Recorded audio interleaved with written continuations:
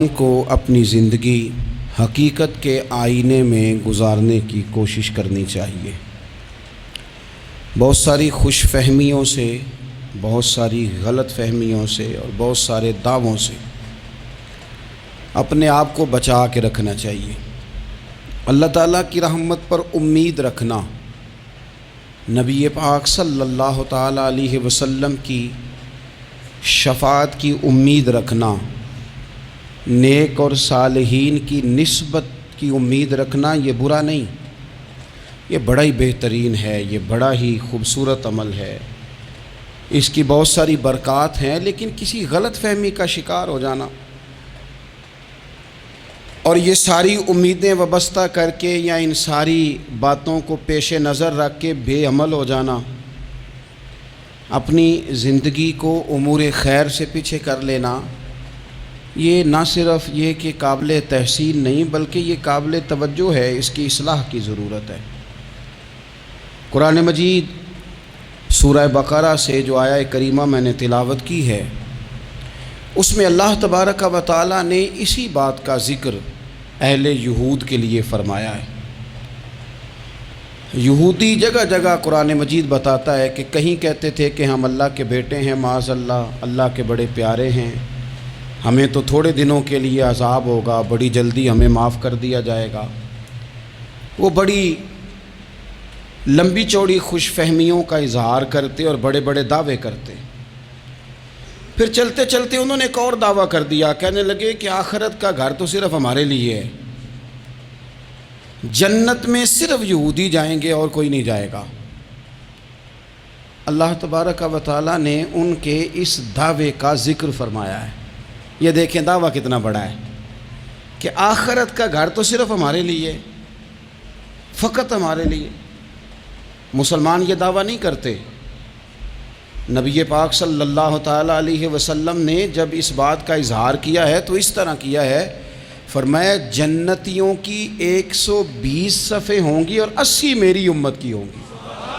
لیکن یہ بھی فرمایا کہ باقی لوگ بھی تو ہوں گے نا، ان کی 40 صفیں ہیں لیکن جنت میں دوسرے پچھلے لوگ بھی موجود ہوں گے۔ یہ دعویٰ نہیں کیا کہ صرف مسلمان جائیں گے، ان سے پہلے جو نبی اور ان کی ایماندار اور نیک امتیں گزری ہیں ان میں سے کوئی جنت میں ہی نہیں جائے گا، یہ نہیں فرمایا۔ لیکن یہ اس طرح کے دعوے بعض لوگ کرتے ہیں اور سنائی دیتے ہیں۔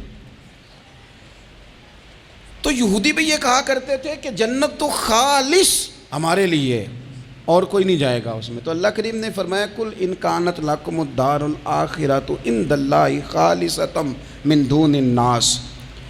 اے محبوب علیہ السلام، آپ ان سے فرما دیں اہل یہود سے کہ اگر آخرت کا گھر اللہ کے نزدیک باقی سب لوگوں کو چھوڑ کے خالص تمہارے لیے ہی ہے، سب کو چھوڑ کے صرف تمہارے لیے ہے آخرت کا گھر، تو فتمنوا الموت، تو پھر جنت میں تو مر کے جانا ہے نا، لہذا موت کی تمنا تو کرو۔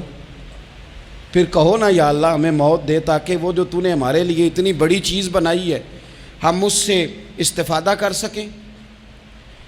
پھر تم موت کی تمنا کرو ان کنتم صادقین، اگر تم سچے ہو۔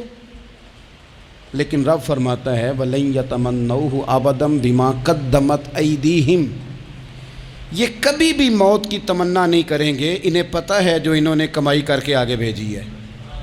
یہ موت کی دعوے کریں گے کہ جنت میں صرف ہم ہی جائیں گے، لیکن کبھی بھی موت کی تمنا، یہ کبھی موت کی تمنا نہیں کریں گے، اس لیے کہ انہیں پتہ ہے کہ ہم نے آخرت کے لیے کیا۔ یہ جو بہت سارے لوگ کہتے ہیں نا میری نسبت اور میری بات اور بلے بلے سارا کچھ میں ہی ہوں، تو ان سے کہو پھر سارا پیسہ کوٹھی پہ ہی لگائے جاتے ہو، پھر تو جنت تمہارا انتظار کر رہی ہے، پھر یہاں اتنے خرچے کرنے کی تمہیں کیا مشکل پڑی ہوئی۔ قرآن مجید کہتا ہے یہ کبھی بھی موت کی تمنا نہیں کریں گے، ان کو پتہ ہے جو اعمال انہوں نے کر کے بھیجے ہیں۔ واللہ علیم بالظالمین، اللہ ظالموں کو جانتا ہے، اللہ کو خبر ہے۔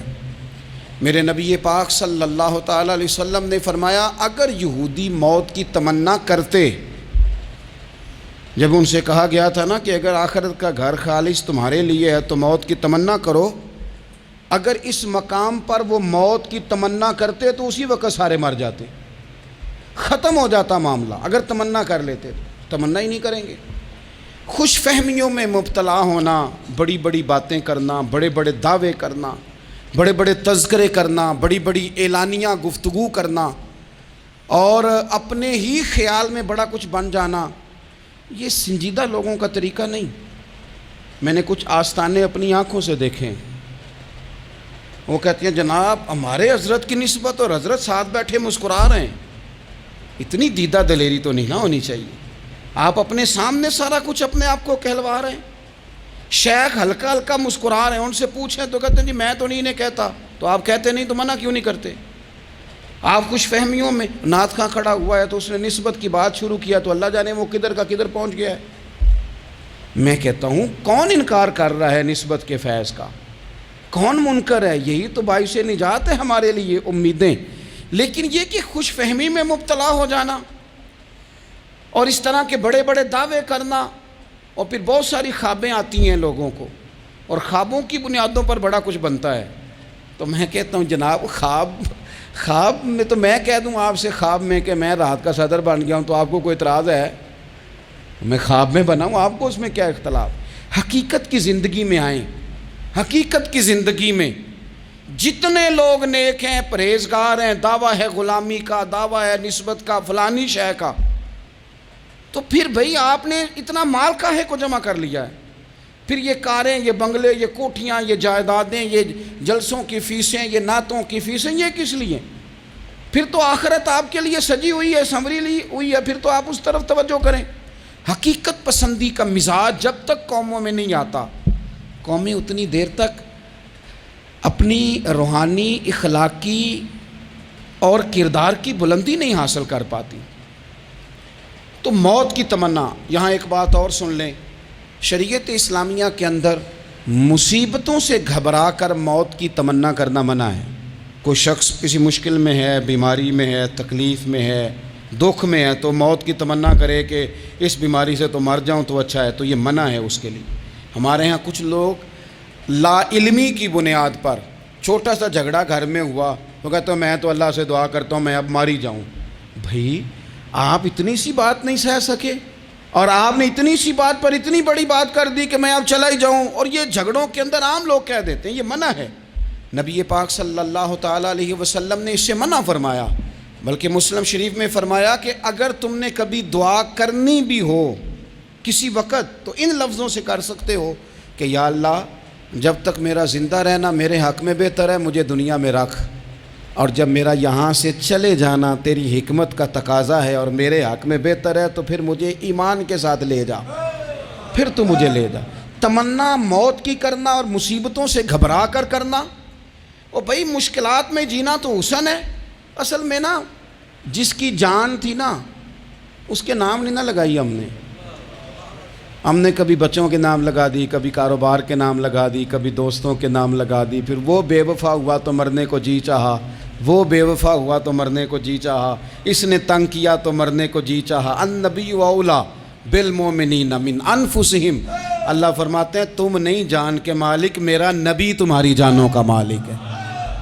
جان پاوے نہ جان میرے محبوبہ، میں تے لگیاں توڑ نبھیساں، رات تیرے وچ رول کے مرساں، تے قدم نہ پچھاں ہٹیساں، شہر تیرے دے ٹکڑے منگساں، تے تیرے کتیاں دے قدم چمیساں، آزم اے جان امانت تیری، تو جدوں منگ سیں میں پیش کرے ساں۔ یہ تو کسی اور کی ہے، ہماری ہے نہیں۔ تو بہت سارے لوگ گھبرا کر ہو بڑی تکلیف آ گئی، بھئی آپ جلدی نہ کریں، بالکل جلدی نہ کریں، آپ حوصلہ پیدا کریں، اور جیا تو جاتا ہی مشکل میں ہے۔ اقبال نے کہا تھا کارِ جہاں دراز ہے اب میرا انتظار کر، یہ زندگی لمبی ہے، یہ مشکلات سے ہو کر کے گزرتی ہے، اس میں مد و جزر رہتا ہے۔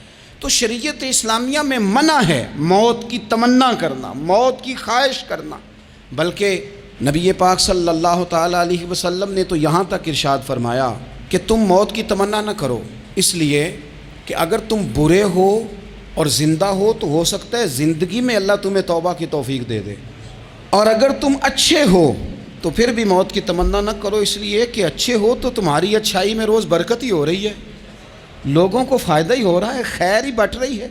تمنا موت کی کرنا، اور ویسے بھی نہ ہم اپنی مرضی سے یہاں آئے ہیں اور نہ مرضی سے جانے کی کوشش کرنی چاہیے معاذ اللہ. نہ اپنی مرضی آئے ہیں نہ اپنی مرضی سے کوئی مرنے کی کوشش کرے گا تو خودکشی حرام ہے، اور رب رسول کی مرضی سے مرے گا تو وہ شہادت ہے. وہ اس طرح کی شہادت ہے کہ جس میں کہا مردہ کہنا ہی نہیں، یہ تو زندہ ہے اس لیے کہ میرے نام پہ مر گیا ہے. تو موت کی تمنا کرنا یا اس طرح کا رویہ منع ہے. البتہ یہ جو یہود کا کام تھا، ان کا جو لہجہ تھا، اللہ فرماتے ہیں یہ تو ہزار سال عمر مانگتی ہیں تو جانا ہی نہیں چاہتے. کچھ لوگ لمبی عمر کے حریص ہوتے ہیں، اس کی وجہ یہ ہوتی ہے کہ آخرت کے لیے کام نہیں کیا، آخرت پر اس طرح کا یقین نہیں، اس طرح کا مزاج نہیں، دنیا داری کا مزاج بن گیا، بہت سارا مال جمع کر لیا، بڑے بنگلے بنائے، اتنی مشکل دنیا داری کٹھی کی، اب چھوڑ کے مر جائیں. ان لوگوں کا مرنے کو دل ہی نہیں کرتا، کوئی ارادہ ہی نہیں ہے، بالکل نہیں دنیا چھوڑنا چاہتے، محنت سے کٹھی کی ہے، اتنے لاؤ لشکر بنائے ہیں، اب کیسے چھوڑ جائیں. کچھ لوگ ایسے ہیں جنہوں نے گٹھڑی باندھ کے رکھی ہوئی ہے، ان کو زیادہ ویٹ نہیں کرنا پڑتا، اس لیے کہ انہوں نے کوئی سامان بوکی نہیں کرایا، تو جو ہے ہینڈ کیری ہے، اس لیے لوگ انتظار کرتے رہیں گے اور جناب بلال حبشی جنت میں پہنچ بھی جائیں گے. ابھی میزان عمل لگا ہوگا لیکن حضرت ابو ذر غفاری جنت میں ٹہلتے ہوئے نظر آ رہے ہوں گے. لوگوں نے جمع نہیں نہ کیا، جتنا مال زیادہ اتنی چیکنگ بھی اس کی زیادہ، جتنے بیگ زیادہ ایئرپورٹ پہ اتنا انتظار بھی زیادہ.